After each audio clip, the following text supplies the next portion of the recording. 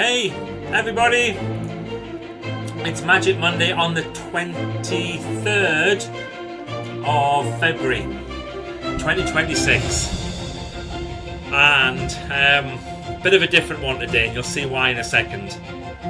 And I have had to write this one down, so forgive me, I will be using notes, but it's important and you'll see why in just a second.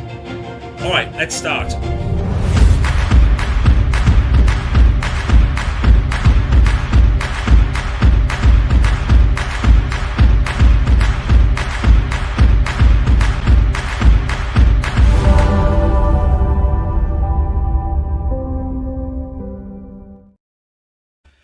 Are you ready? Here we go.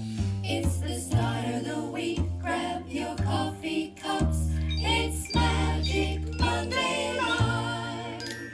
Alright, a little bit of a different one this week. I'm going to definitely won't be my usual super energetic, positive self. I'm still going to be positive. You'll see why in a second. But I need to share with you something that happened at the weekend. So on Saturday morning, I got a phone call. It was one of those phone calls that you do not want to receive.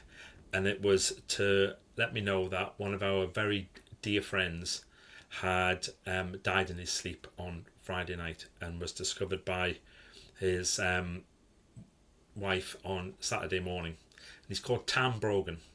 And I want to tell you a bit about Tam. And I also want to share with you what's happened for us over the last couple of days. So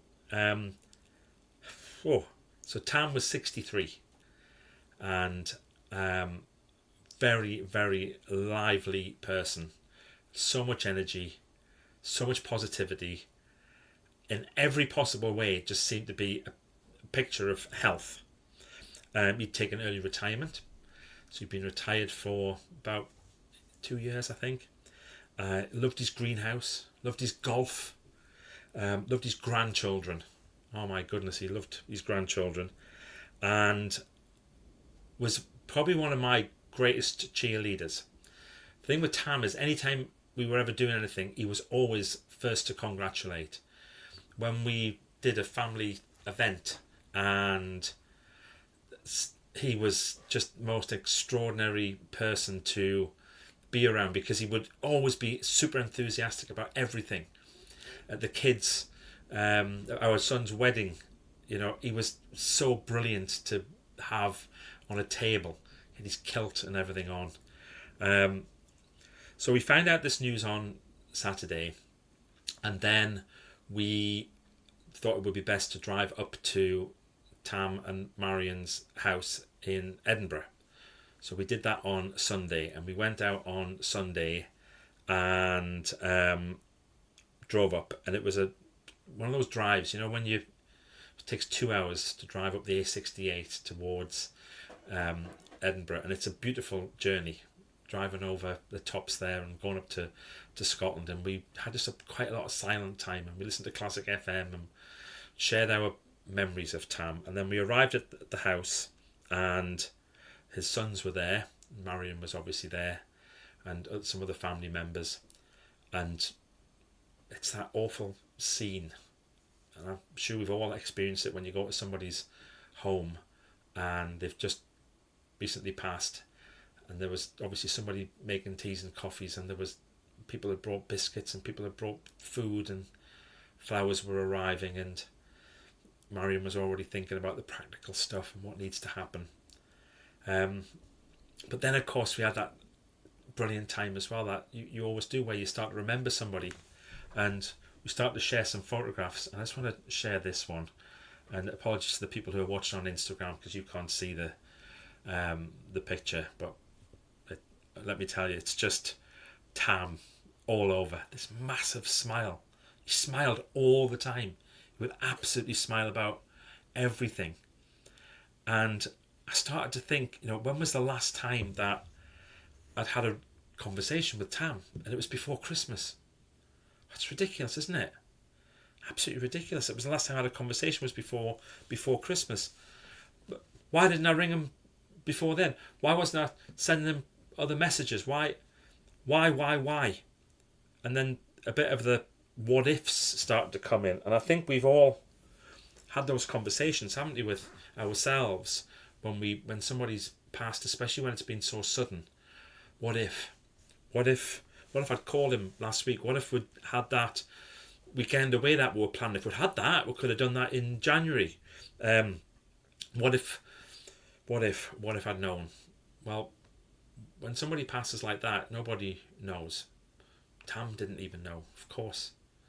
He's died in his sleep.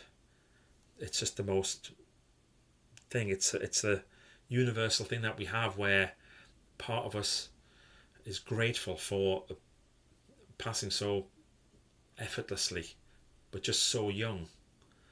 63. I'm just 4 years away from that myself. So I'm today, when I was putting this together, I was in two minds whether to talk about this or not. We all encounter grief. Everybody encounters grief. There is no doubt about it. Maybe I could be helpful for somebody who is encountering grief right now. Maybe I could be helpful if somebody's going to in the near future. Maybe you can remember some thoughts. So I did a reframe. I know it's back into my personal development stuff. And I wrote these things down. We don't honour somebody by obsessing over what didn't happen. We honour them by remembering what did. I'm going to say it again because I'm not sure if I got that over well enough. We don't honour someone by obsessing over what didn't happen. We honour them by remembering what did. And so that last conversation that you had or didn't have doesn't define a life. A friendship isn't defined by a final moment or just one moment. What was matters more than what if. You know, I decided to call this whole Magic Monday. You know, it's what was matters more than what if. And the final chapter isn't what defines the whole book. It's, you know, grief magnifies an ending, but it's the love that's remembered in the story.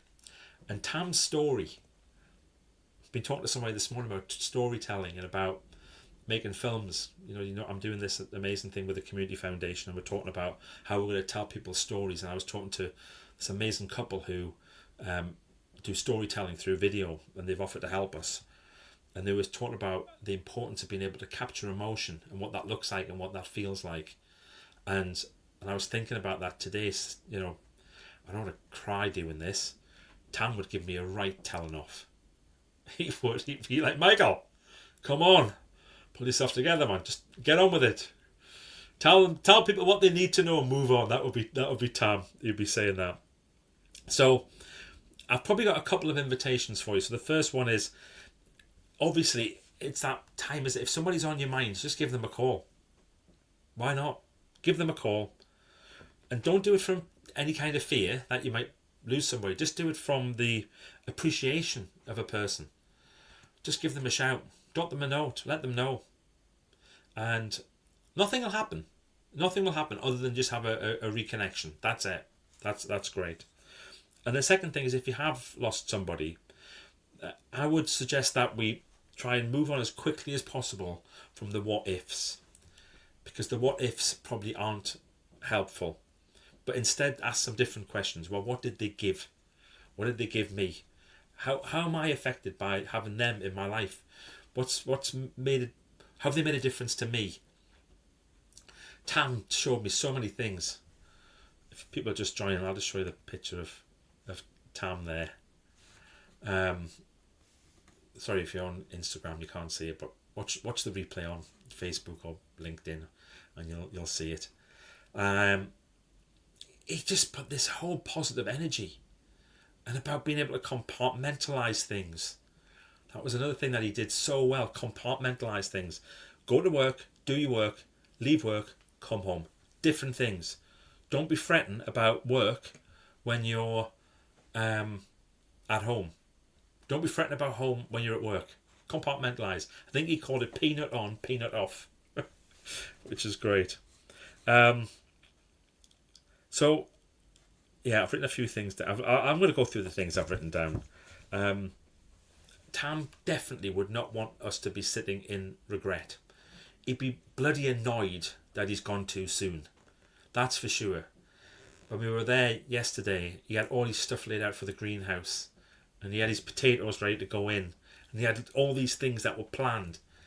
He'd be furious about that, about not being able to grow the stuff that he wanted to grow. And he had various golf competitions all lined up and things that he wanted to do, places that he was going and places that he was playing. But he wouldn't want us sitting with regret. He'd be saying, I hope somebody gets that greenhouse and looks after it after I've gone. He put a lot of work into that greenhouse since he retired. I know he did. And then I kind of think about this element of hope. And yeah, he didn't suffer, obviously. He died in his sleep. Horrendous shock for the family. Horrendous shock for Marion in particular. No suffering. Whatever the pain of the loss, I think it's amazing that, you know, we've had Tam in our lives and we've had Tam to be able to make an impact on us. And I think maybe going back to where I started with this and saying, let's remember the what was. When somebody leaves and moves on to wherever they go, to remember the what was rather than the what ifs, I think is the key. And it's hard and there's a lot of grief, but we're going to do that for Tam. I'm going to share a couple of people who've called in, and I know that some of you didn't know the subject when you've come in. You've left nice messages and didn't know what I'd be talking about, but Sarah McGough's here from Hove, and we got Diane, and she's talking about Northeast Roots, bless her. And Sarah's saying, sorry that you've lost a friend. And here's Matt tuning in from the land of smiles. And Diane's here from Clivenger. Steve Scarlett's watching. And Steve, you know about loss. Absolutely. And Diane saying her condolences. Hilra's here. Saying a nice big hello. Chris McConnell. Oh, Chris. Sorry for your loss, Michael. It's never easy. Thoughts with you all. Chris lost his wife last year. I think it was last year now. It feels like 5 minutes ago, Chris. And has dealt with it in a remarkable way. Remarkable. Yeah, some nice messages from people. I really appreciate that. Thank you, and thank you. Yeah, that's great. I'm not going to go through all those. That's doesn't seem appropriate to do that.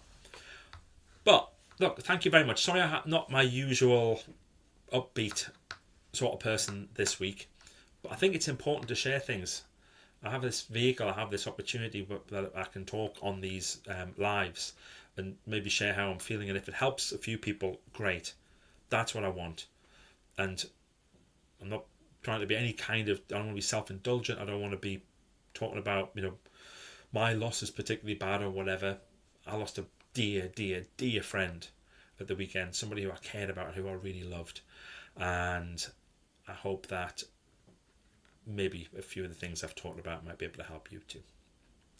That's it. We'll see you next week for more Magic Monday Live.